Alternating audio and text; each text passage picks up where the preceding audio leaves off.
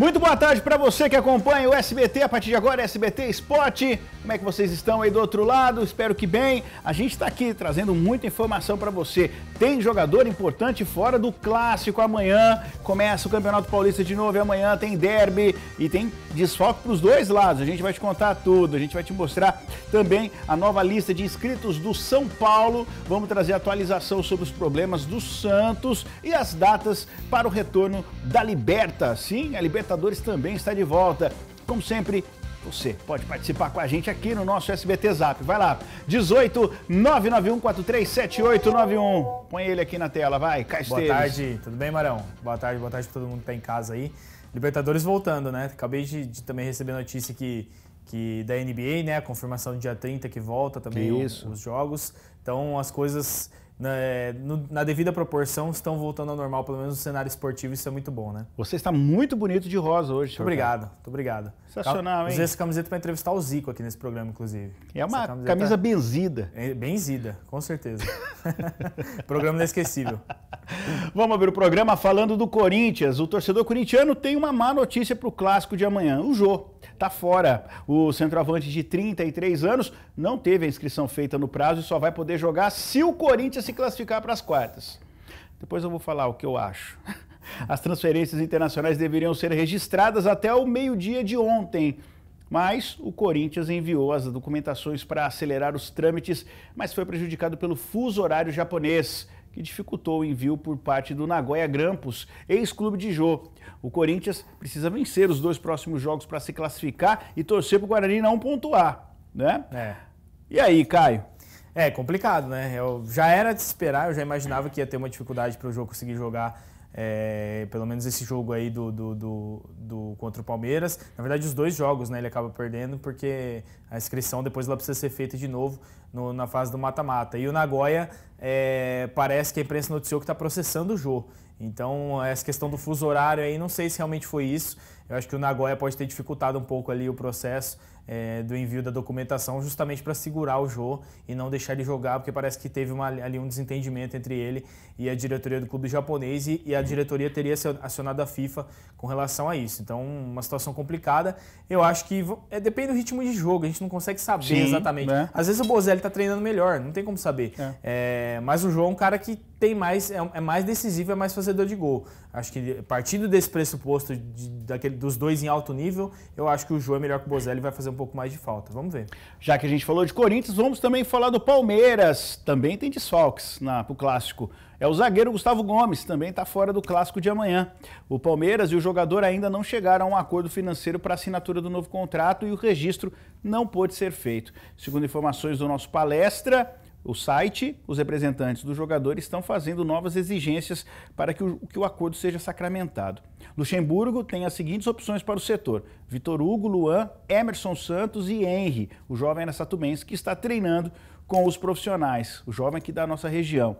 Ao que tudo indica, Felipe Melo e Vitor Hugo devem formar a dupla de zaga para o jogo forte contra o Corinthians. Jogo forte, e seria legal se acontecesse, claro que não que acontecesse alguma coisa grave nem nada, mas se o Henry pudesse entrar pelo menos nesse jogo, né, num clássico, o Henry que é um menino que surgiu aqui nas categorias de base nos campos aqui araçatubense, jogou mundial pelas seleções de base brasileira, campeão foi e capitão, né? Capitão, e agora entra no time profissional do Palmeiras, é muito legal, mas Gustavo Gomes eu acho que faz uma falta grande para o Palmeiras também, não tanto quanto o Jô para o Corinthians, a meu ver, mas é uma falta realmente que é sentida, porque o Gustavo não é só um zagueiro, né? Ele é um cara que é muito bom no jogo aéreo, é batedor de pênalti, então esse jogador trunfo que a gente fala, geralmente quando eles não são escalados, realmente fazem falta. Verón fora, Lucas Lima pode ser titular. Tem tudo isso. O Palmeiras também tem que montar um quebra-cabeça para jogar. Se for colocar o Lucas Lima no lugar do Gabriel Verón, tem que jogar de um jeito um pouco diferente, né? Acho que o Lucas Lima não tem muita característica de jogar de lado, atacante de lado. Ele é um cara que mais arma um pouco mais o jogo. Vamos ver que o desenho tático que o Luxemburgo vai fazer. Mas eu acho que o Palmeiras, de todo jeito, ele vem forte, porque o Luiz Adriano e o William Bigode no ataque é um bom time. Né? Bom, ótimo ataque. Ótimo time. Vamos lá. Prepare-se, você é torcedor santista, a coisa não está muito boa lá não. A gente tem mais um capítulo da má gestão do senhor José Carlos Pérez, que teve uma reunião no treino de ontem. Vamos acompanhar o que aconteceu. Roda aí, a coisa está feia lá. A semana começou cheia de trabalho e de polêmicas no Santos. O superintendente de futebol do Alvinegro, William Thomas, se reuniu com o elenco antes do treino de ontem, na tentativa de apaziguar os ânimos dos atletas. O elenco não tem boa relação com o presidente José Carlos Pérez, por isso William foi quem participou da reunião. Ele não fez promessas aos jogadores, mas tentou buscar um acordo em relação ao corte de 70% no pagamento dos atletas, que está acontecendo desde abril.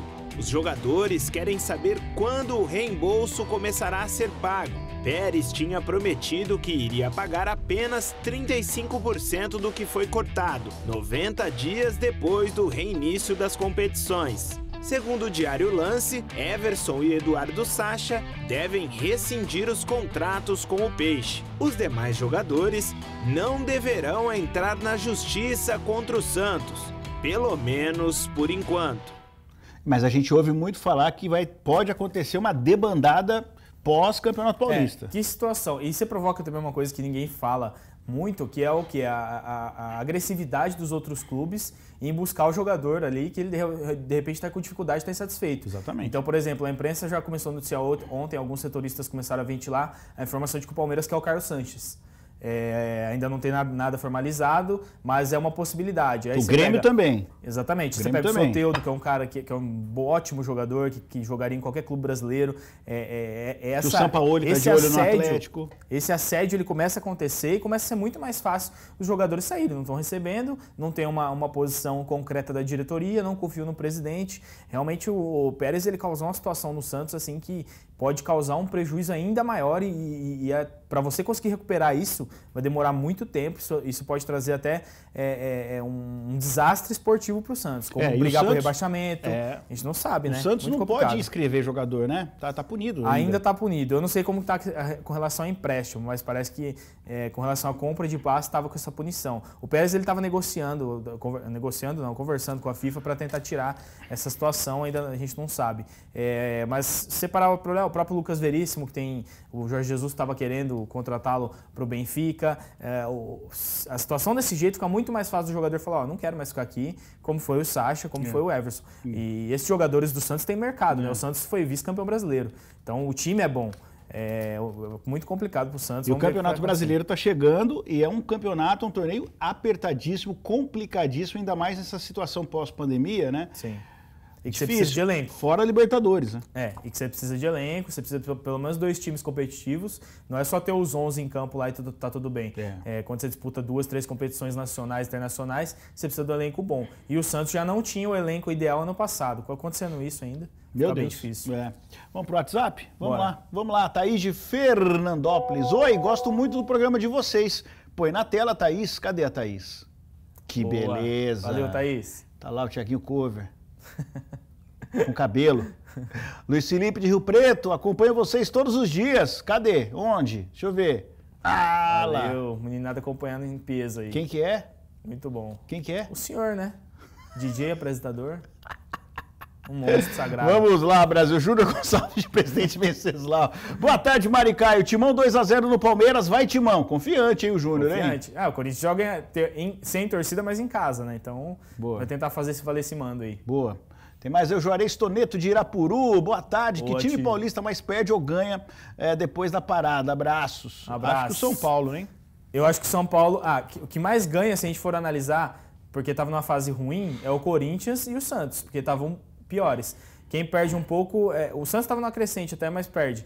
O São Paulo eu acho que perdeu bastante e o Palmeiras também estava conseguindo um nível legal, né? Mas acho que o São Paulo mais na frente, porque o Diniz estava conseguindo um nível, realmente brigar ali com o Palmeiras, estava realmente alcançando um nível bem bacana. Bom, antes da gente ir para o intervalo, só lembrar você que hoje às 8 da noite a gente tem o Contrapé hoje, vamos falar de automobilismo, hein? Para quem é apaixonado, 8 horas da noite, nosso convidado hoje... Pensa que ele é só produtor e apresentador. Não, meu filho, Flávio Zani. Grande Flávio Zani. Entende muito de automobilismo. Manda muito bem. Manda muito bem. Vai dar uma aula pra gente lá. Então, lá no nosso Facebook e no YouTube do SBT Interior, hoje Contrapé 8 da noite, vamos pro break e a gente volta já.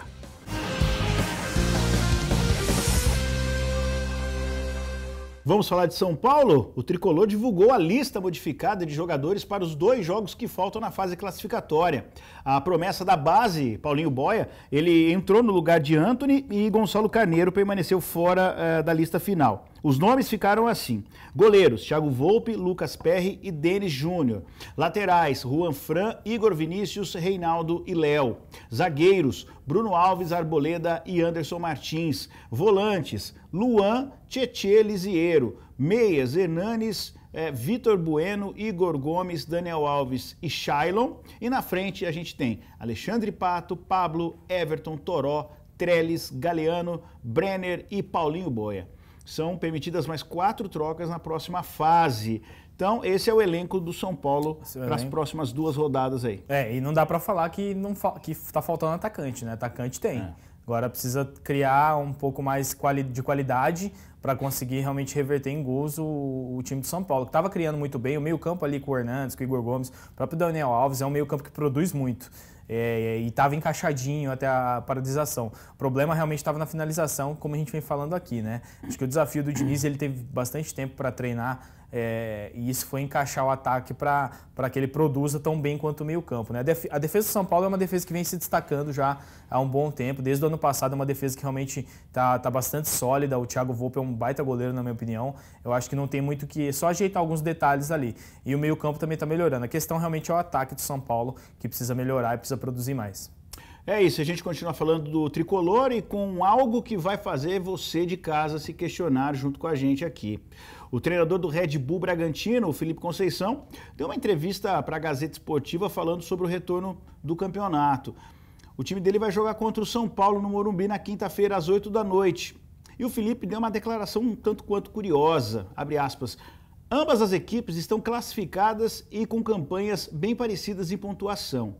Números de vitórias e gols pró e contra, ou seja, não vejo ninguém na frente de ninguém. É um clássico e confio muito na minha equipe, cada time no seu estilo, e o que não significa que um seja melhor que o outro. Fecha aspas. A pergunta é, será que esse jogo já pode ser considerado um clássico ou só por conta da ascensão meteórica do Red Bull Bragantino? É um clássico Bragantino e São Paulo? Eu acho que não. Eu acho que é um jogo importante. O Red Bull Bragantino é um time... O Bragantino é um time tradicional e aí recebeu a inserção da Red Bull, né, no clube, mudou o nome. Realmente estava precisando assim, desse impacto. Eu apoio, eu acho que é bem legal. Porque uma coisa é você ter tradição e estar lá sem participação nenhuma, brigando para não cair na Série B, Série C, inclusive. Outra coisa é você realmente mudar algumas questões do seu regulamento e voltar em alto nível, como fez o Red Bull Bragantino, que colocou dinheiro na Série B, já foi voando, já veio para a Série A, e eu acho que não vai cair para a Série B de novo tão cedo. Então, mas falar que realmente é um clássico, eu acho que ainda não. O Red Bull ainda tem que mostrar bastante coisa na primeira divisão do Brasileirão. Vamos mudar de campeonato? Bora. Vamos falar de campeonato sul-americano, vamos falar de Libertadores, para você que está acompanhando a gente. Saiu aí os confrontos da Libertadores. Vamos ver quando e onde o seu clube, né, as datas que o seu clube joga. Vamos lá, dia 15 de setembro, uma terça-feira, 7h15, o Jorge Wilstermann recebe o Atlético Paranaense. O Santos joga no mesmo dia, só que às 9h30 da noite em casa contra o Olímpia. O Internacional de Porto Alegre joga na quarta-feira, 7h15 da noite contra o América de Cali. E a Universidade Católica do Chile, na quarta-feira também, 9h30 da noite, recebe o Grêmio. O detalhe, Mário, é que vocês estão vendo que não tem o estádio, não tem o local dos jogos, né? É justamente por causa da pandemia. Eles ainda vão avaliar onde vai poder acontecer essas partidas. Né? Legal. Vamos na próxima tela aí. Vamos pegar agora os times de São Paulo, né? O Bolívar vai pegar o Palmeiras na quarta-feira, 9h30 da noite, no dia 16 de setembro. O São Paulo também joga nessa mesma semana, só que na quinta, às 7 da noite, em casa contra o River Plate, provavelmente. E o Independente Del Valle contra o Flamengo na quinta-feira, 9h da noite. Bom, até lá o Flamengo já vai estar com técnico. Até lá a gente já vai saber se a gente vai ter jogos em São Paulo, na Argentina, na Bolívia, ou se vai ser concentrado em 2 ou 3 países, né? Eu acho que o cenário vai ser um pouco diferente do que a gente está vendo hoje com relação à pandemia, então vai dar para a gente enxergar um pouco mais as dificuldades e as facilidades de cada clube brasileiro, né? Mas olhando por time, olhando por elenco e por tradição nesses últimos anos de Libertadores, dá para dizer que o São Paulo tem um desafio um pouco mais difícil aí para pegar o River, que foi o último finalista da Libertadores e é o time realmente que deve brigar ali para ser campeão. Aí tem o Flamengo, o Palmeiras, que eu acho que também estão nessa ponta, que devem brigar também. Mas a Libertadores é sempre gostoso de ver, né? Ah, eu adoro. Eu gosto também. É um dos melhores campeonatos que a gente tem. Bom, vamos lá. A gente já falou de Conmebol, a gente já falou aqui de Campeonato Paulista, não é verdade? E tá todo mundo já esperando o que vai acontecer. A gente já tá aqui esfregando as mãos. Amanhã começa novamente o futebol pra gente, né? Campeonato Paulista. Copa do Brasil também, né? Em agosto volta. Tem a data, só não me recordo da data, mas tá pra voltar também. Também acho que é na semana após início de Campeonato Brasileiro, né? Que é importante, né? Que dá a maior premiação do Brasil, né? 50 milhões é a premiação da Copa do Brasil. Então, a partir do momento que ficou realmente bom financeiramente para os clubes, ainda mais esse ano, eles vão enxergar de uma outra forma, talvez até mais importante do que outras competições. Só lembrando que o River Plate e o Boca Juniors estão passando por uma crise financeira tão qual os clubes brasileiros. Então, nós não teremos clubes tradicionalistas tão fortes assim como a gente teve no ano passado, né?